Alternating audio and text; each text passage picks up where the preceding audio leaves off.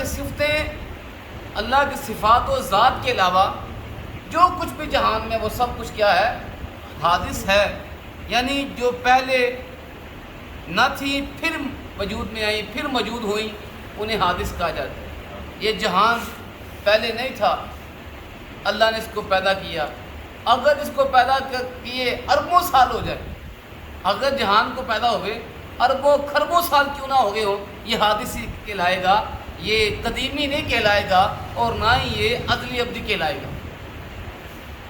جہان ازلی ابدی نہیں ہے، جہان حادث ہے۔ جہان کیا ہے؟ جہان اللہ نے پیدا کیا، اگرچہ کروڑوں خربوں سال پہلے کیا لو، لیکن چونکہ اس کی ابتدا ہے، جس کی ابتدا ہو جائے وہ مخلوق ہے، جس کی ابتدا ہو وہ کیا ہے؟ مخلوق۔ اللہ تبارک و تعالیٰ کی ابتدا نہیں ہے، اللہ تبارک و تعالیٰ پہلے ہے، ازل سے ابد تک، اس کی صفات ہمیں، اس کی ذات ہمیشہ سے ہے۔ اور آگے عقیدہ جو ہے وہ صفات الہی کو جو مخلوق کہے، اب سوال ہی پیدا ہوا، جو یہ کہے کہ نہیں اللہ کی صفتیں حادث ہیں، حادث مخلوق ہوتی ہے، حادث کسے کہتے ہیں؟ مخلوق کو، جو پہلے نہ تھی بعد میں ہوئی وہ مخلوق ہے نا، جو پہلے نہ تھی وہ بعد میں ہو وہ کیا ہے؟ مخلوق ہے۔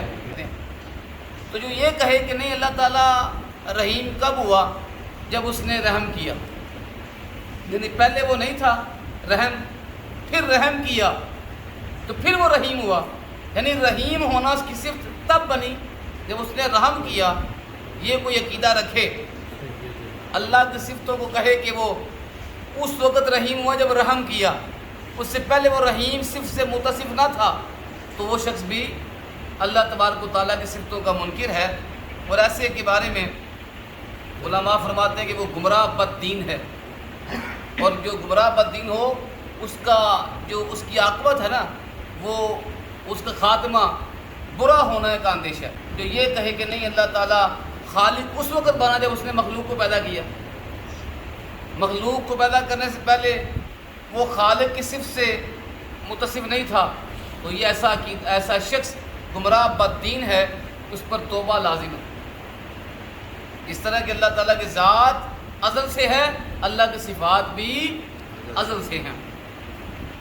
آگے جو عقیدہ وہ یہ ہے کہ جو عالم میں سے کسی شے کو قدیم مانے، وہ آگے نے بات اس کی تفصیل آ گئی، جو جہان میں سے، کئی لوگ نا عالم کو عالم پڑھ جاتے ہیں، عالم کو عالم پڑھ جاتے ہیں، حالانکہ عالم کا معنی ایک جہان ہوتا ہے، عالم لام کے اوپر زبر ہو تو کیا ہوتا ہے؟ جہان، اور عالم لام کے زیر ہو تو معنی ہوگا علم والا، اس میں فاعل کا صیغہ علم والا، تو عالم جہان کو کہتے ہیں، کیونکہ جہان جو ہے یہ قدیم نہیں ہے، جہان حادث ہے۔ جہان کیا ہے؟ حادث ہے، یعنی پیدا کیا گیا۔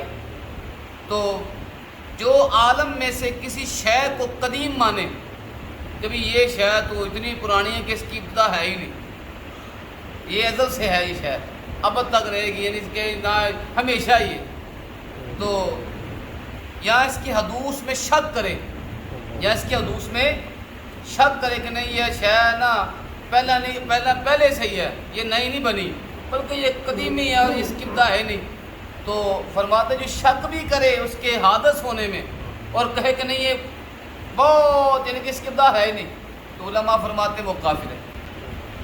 اور جو آگے عقیدہ وہ یہ کہ اللہ نہ کسی کا باپ ہے نہ کسی کا بیٹا، لم یلد، نہ وہ کسی کا باپ، نہ اس نے کسی کو جنا، ولم یولد، اور نہ وہ جنا گیا، نہ کسی کا بیٹا، یعنی اللہ نے کسی کو جنا نہیں، کسی کا باپ نہیں ہوا، اور نہ اللہ کسی کا بیٹا ہے، نہ اللہ کسی کا بیٹا ہے، اور نہ اللہ تعالیٰ کی کوئی بیوی ہے، نہ اللہ تعالیٰ کی کوئی بیوی ہے، نہ اولاد ہے، اور جو اسے باپ یا بیٹا بتائے، یعنی کہے کہ اللہ کا بیٹا بھی ہے، اللہ کا باپ بھی ہے، یا اس کے لیے کوئی بیوی ثابت کرے، یعنی کہے کہ اللہ کی بیوی بھی ہے، تو وہ ڈائریکٹ دائرہ اسلام سے فارغ ہو گیا، خارج ہو گیا، وہ کافر ہو گیا۔ جو اللہ تعالیٰ کے اولاد، ماں باپ، اس کے بیٹوں کو ثابت کرے، وہ کیا ہے؟ وہ کیا ہے؟ کافر ہے۔ اس لیے آج کل کے جو عیسائی، یہود و نصارہ، جن سے آج کچھ نام نہاد ہمارے جو ہم آہنگی بین مذاہب کا جو درس دینے والے، جن کا دعویٰ ہے کہ نہیں سارے مذہب ایک برابر ہیں، تو وہ بدبخت کس طرح یہ بات کو، یہ انہوں نے اسلام کو ان کے برابر کیا دیا، جن کا یہ عقیدہ ہے کہ اللہ تبارک و تعالیٰ ایک نہیں ہے، جن کا یہ عقیدہ ہے کہ اللہ ایک نہیں، عقیدہ تثلیث کے قائل ہیں عیسائی۔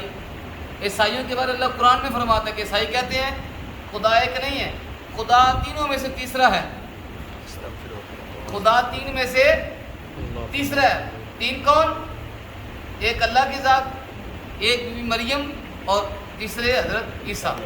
وہ کہتے ہیں بی بی مریم اللہ کی ناؤذ باللہ بیوی ہے، الیاذ باللہ تعالیٰ، اور جناب عیسیٰ اللہ تعالیٰ کے بیٹے، جناب عیسیٰ اللہ تعالیٰ کے بیٹے، جو وہ اپنی 25 دسمبر کو وہ کرسمس ڈے بناتے ہیں نا، اس کا پتہ کیا مطلب ہے؟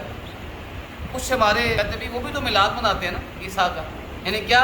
کرسمس کا معنی پیدائش، جناب عیسیٰ السلام کی پیدائش، اس کا مفہوم یہ ہے، جناب عیسیٰ السلام کی پیدائش کا جس کو وہ کرسمس کا نام دیتے ہیں۔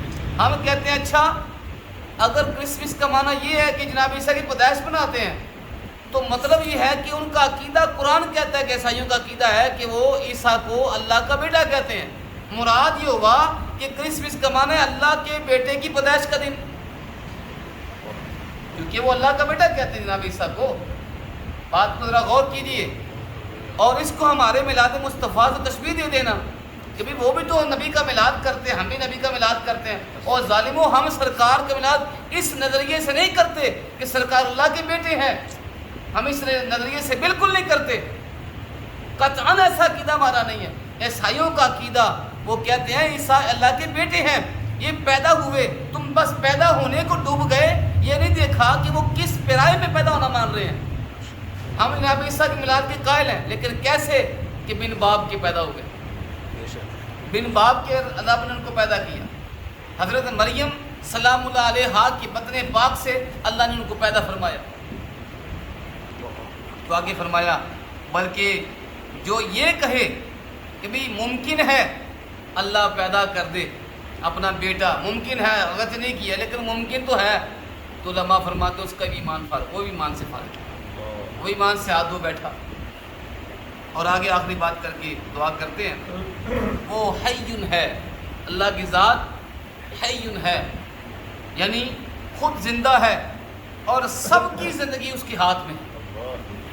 حیٌ کا معنی یہ یوں لے لیے کہ ایسا زندہ ہے جس کے دستے قدرت میں سب کی زندگی ہے، وہ حیٌ ہے، ابدی ازلی حیٌ ہے، وہ ہمیشہ زندہ ہے اور اس کے دستے قدرت میں ہماری زندگیاں ہیں۔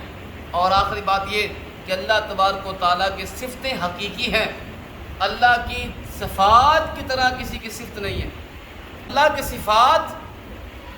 صفات قدیمی ہیں، حقیقی ہیں، اور بندوں کی صفات مخلوق ہیں اور مجازی ہیں۔ مراد ہے کہ مخلوق ہے، ہماری صفتیں، ہمارا کلام، ہماری زندگی، ہمارا سننا دیکھنا سب مخلوق ہے۔ اللہ کا سننا دیکھنا کلام فرمانا مخلوق نہیں ہے، ہمارا سننا دیکھنا زندہ رہنا ہمارا یہ مخلوق ہے، حادث ہے، فانی ہے۔ اللہ کا دیکھنا سننا کلام فرمانا زندہ اللہ تعالیٰ کا یہ حقیقی ہے اور ازلی ابدی ہے، اور سب کی زندگی اللہ کے دستے قدرت میں ہے، جسے چاہے زندہ کر دے، جسے چاہے وہ موت دے لے۔ انشاءاللہ کل جو ہمارا موضوع ہوگا وہ ہے کہ ان اللہ علی کل شیء قدیر، اللہ ہر چیز پہ قادر ہے۔ انشاءاللہ کل اس پہ گفتگو کی جائے گی۔ اللہ تعالیٰ آج کا ہمارا یہ پروگرام قبول فرمائے۔ اس درس میں اللہ تبارک و تعالیٰ ہمیں جو علم ملا، اللہ ہمیں اس کے مطابق عقیدے کو سنوارنے کی توفیق عطا فرمائے۔ اسی پڑھیے الصلاۃ والسلام